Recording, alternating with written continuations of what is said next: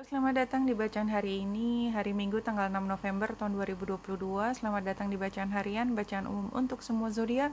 Ambil hanya jika resonate, silakan lihat description box di bawah video ini untuk rangkuman bacaan hari ini.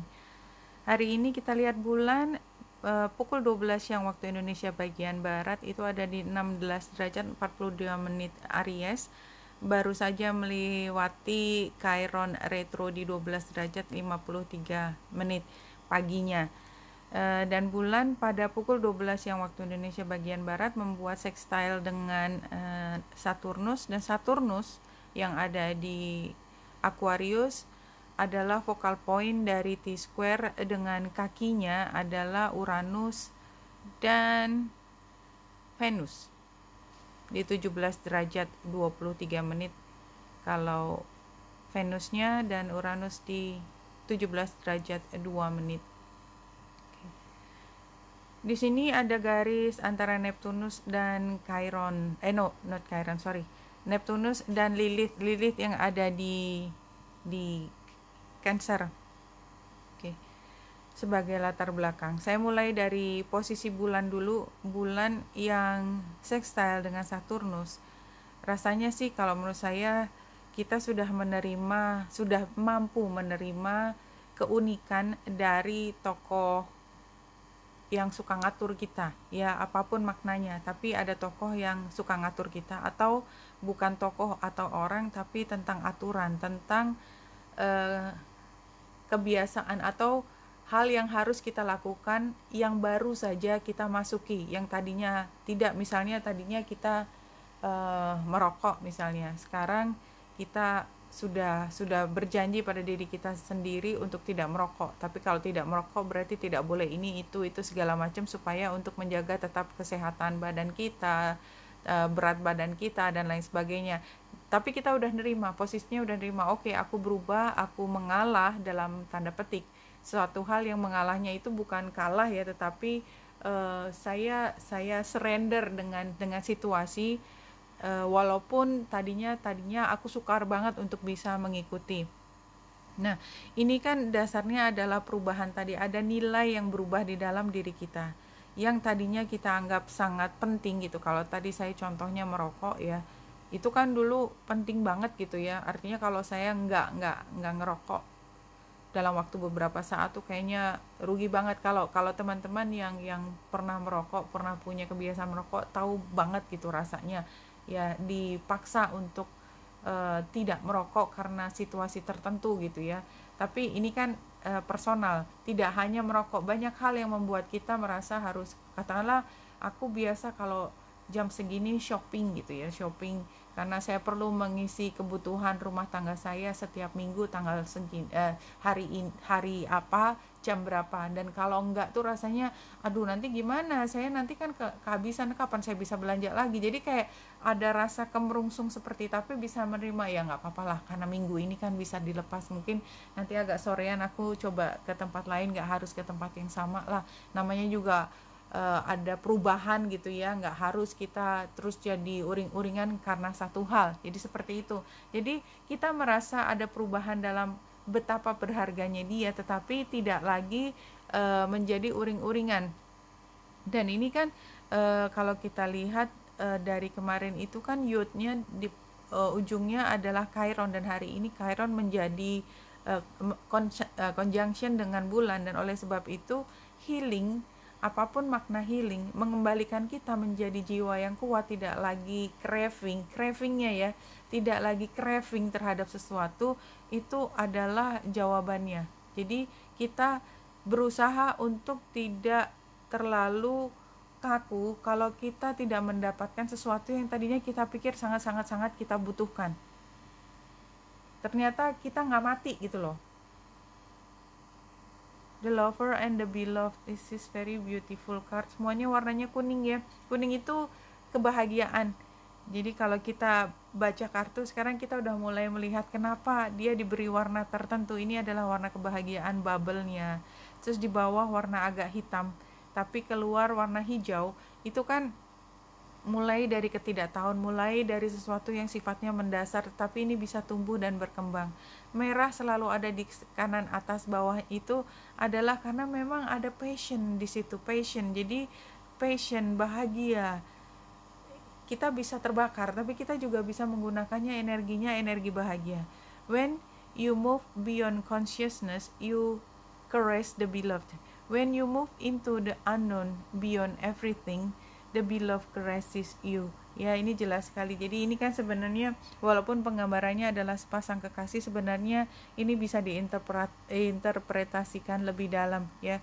Ketika kita beyond consciousness, jadi kita tidak membiarkan menjadi otomatis ya. Kita tuh sedang mengelus kekasih kita karena kita udah otomatis.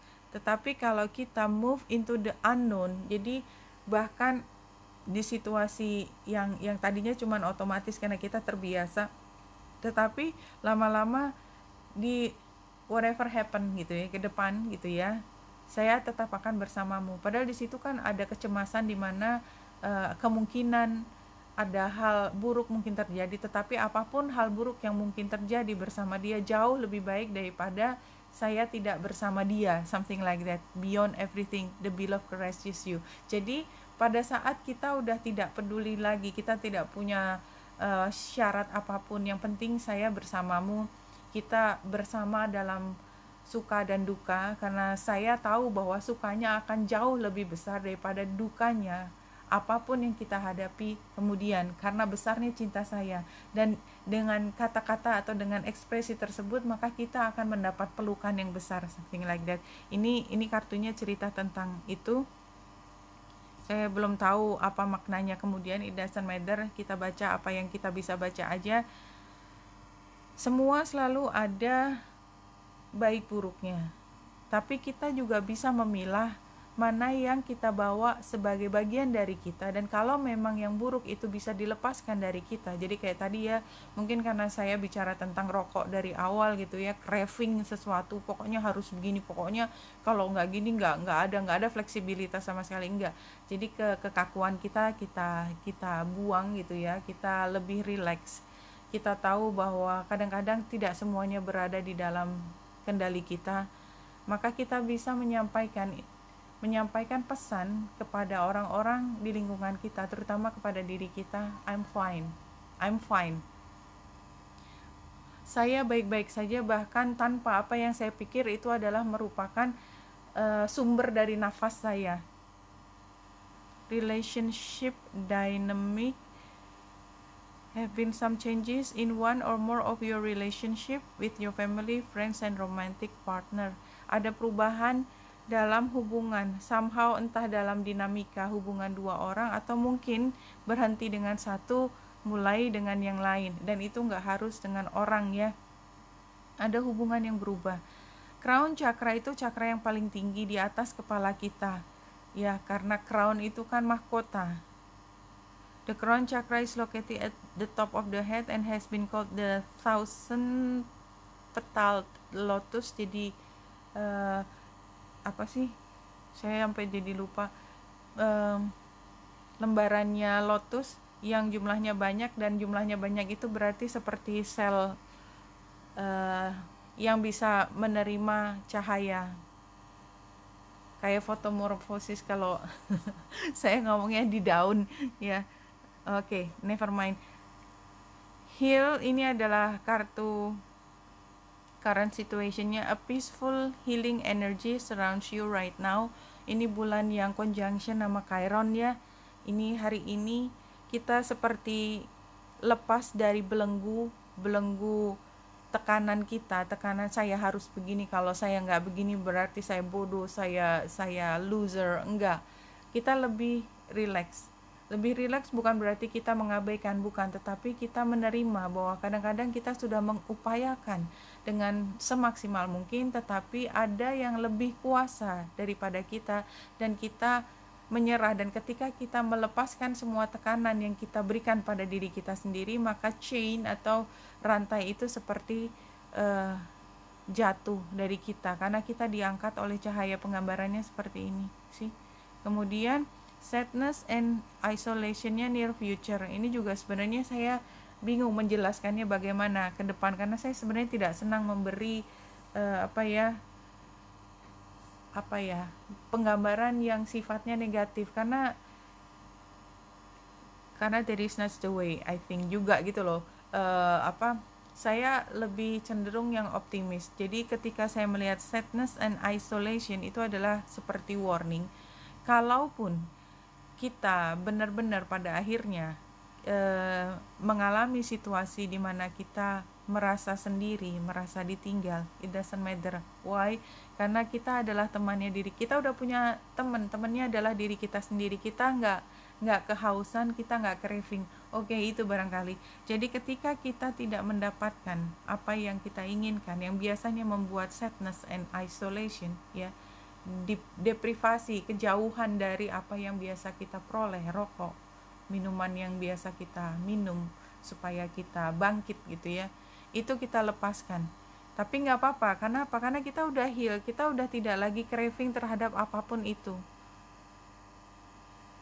Itu kayak kalau saya patah hati gara-gara itu, ogah ya, gitu. Jadi kayak udah sampai di posisi nggak ada hal yang bisa membuat saya sesedih itu. Kenapa? Karena ya ngapain juga gitu. Tadinya itu membuat saya sedih, tapi enggak, sekarang sedih gara-gara itu, ogah ya, ogah banget kali gitu. Udah sampai ke titik seperti itu. Ini kemarin The Empress-nya terbalik, sekarang The Empress-nya tegak ya. Jadi kalau menurut saya kemarin tuh kita berantakan karena kita kehilangan. Tapi ini sarannya jangan kayak gitu, just be okay gitu, just be okay. Nggak ada satu hal pun yang membuat kita menjadi nggak okay gitu, something like that. Oke, kita lihat yang belakangnya. Situasinya adalah reckless, rushing, manipulatif, impatient. Ya memang nggak sabaran gitu sama kita tuh, kayak pengen marah terus gitu loh, pengen marah kalau ada orang yang bisa jadi target anteman kita ya, kalau bisa semua orang dimarahin gitu, kalau nggak ada ya kita ngomel-ngomel sendiri, uring-uringan, nggak jelas gitu ya. Itu situasinya. Kalau penggambarannya, challenge-nya adalah sukar sekali buat kita untuk fair gitu. Jadi kan kadang-kadang ini pelajaran yang sangat berharga buat saya. Jadi saya berada di situasi dimana persaingan sangat tinggi. Di antara orang-orang di sekitar saya itu ada beberapa orang yang sincerely care gitu ya. Setidaknya itu saya rasakan pada saat itu, atau setidaknya pada saat itu dia berada di kubu yang sama, sehingga dia tuh sebenarnya tidak mungkin dengan sengaja step on my back gitu ya. Tapi karena ada satu hal yang membuat saya kecewa gitu ya.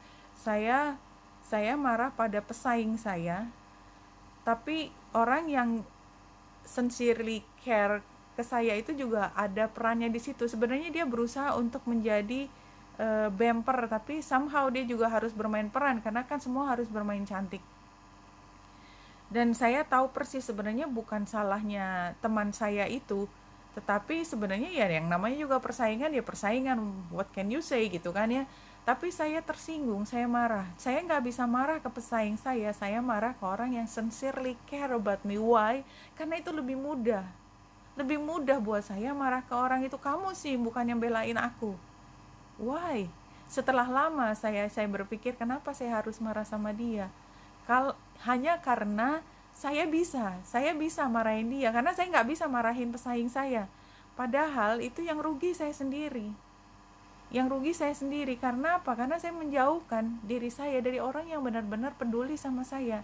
Later on saya baru kembali ke dia dan minta maaf gitu ya. Apa yang saya katakan kemarin nggak benar, mungkin saya sangat emosi aja. Tetapi saya cherish your support gitu ya. Jadi, tapi itu kan pembelajaran yang sukar. Kita kadang-kadang tidak berpikir panjang bahwa apa yang kita lakukan terhadap orang yang benar-benar peduli sama kita, itu adalah hal yang sangat berharga. Kita push them away, Karena kita tahu sebenarnya di lubuk hati kita paling dalam, kalau kita push them away, they will come back like a boomerang. Tapi itu artinya kita sedang perlahan-lahan mengikis cintanya dia kepada kita. Cinta tidak harus cinta romantis ya, care itu termasuk cinta, kasih dan sayang. Jadi kayak gitu kira-kira. Nah, advice-nya adalah nurturing ya.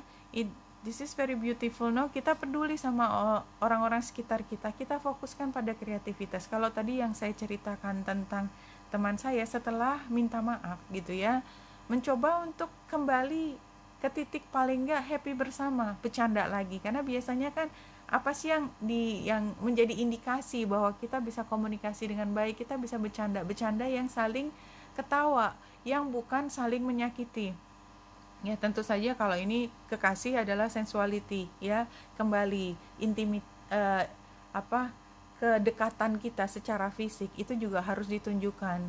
Cium tangan, cium pipi ya, dan mungkin lebih dari itu, who knows ya. Kemudian outcome-nya adalah victim mentality, cara pandangnya berbeda. So ini barangkali apa yang kita lakukan, kayak yang nggak sengaja kemarin kita outburst ke orang yang kita sayangi, somehow itu sudah membuka matanya dia bahwa kita barangkali tidak sepenuhnya sincere, atau sebaliknya kita yang demikian melihatnya ke orang lain. So somehow jadi walaupun semua itu bisa dikembalikan, semua goresan luka yang kita pernah buat itu sebenarnya nggak sepenuhnya, tidak semua orang bisa sepenuhnya menghapus dari ingatan, dan kadang-kadang dia bisa muncul lagi dan menjadi alasan buat hal lain ke depan. So don't make any reason for them ya, untuk membuat kita somehow tidak ingin ke tempat yang kita hindari. Anyway, today tell yourself I love my body. Somehow ini yang keluar, sepertinya mungkin ada masalah, ada pertanyaan datang tentang apakah saya tidak cukup menarik, apakah saya perlu membuat diri saya menjadi jauh lebih menarik. It doesn't matter. Kalau kita ingin mempercantik diri kita, why not? Tetapi yang lebih penting lagi adalah kita selalu mencintai diri kita. Karena itu, awal yang paling baik untuk cinta terbesar adalah mulai dari mencintai diri kita sendiri, menerima diri kita apa adanya, dan menganggap diri kita apa adanya adalah versi terbaik, dan kita sangat-sangat mencintai, karena we cannot live without diri kita. Oke? Wenita Indrasa di sini, semoga membantu. Salam hati dan cahaya.